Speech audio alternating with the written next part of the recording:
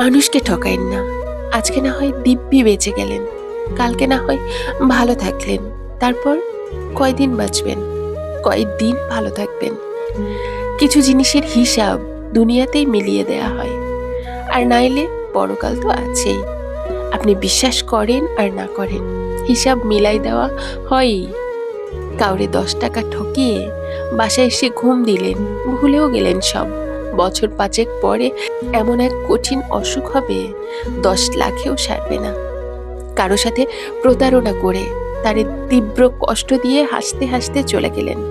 যে কষ্ট পেল সে ঠিকই একদিন ভালো থাকবে, ভালো থাকবে, কারণ সে আপনার মতো অমানুষের হাত থেকে বেঁচে গেছে। কিন্তু আপনি ভালো থাকবেন না, আপনি ভালো থাকার ভান করবেন।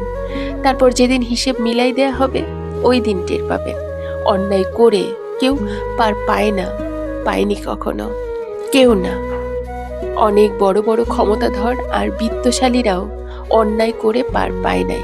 আপনি কোথায় পালাবেন, কোথায় লুকাবেন গোটা পৃথিবীর কাছ থেকে? পালানোর পর দেখবেন নিজের কাছ থেকে আর পালাতে পারছেন না। অমানুষের সবচেয়ে বড় শাস্তি ওইটাই, শেষমেশ সে টের পায় সে একটা অমানুষ। শেষমেশ তার ঠাঁই হয় তারই নিজস্ব নরকে।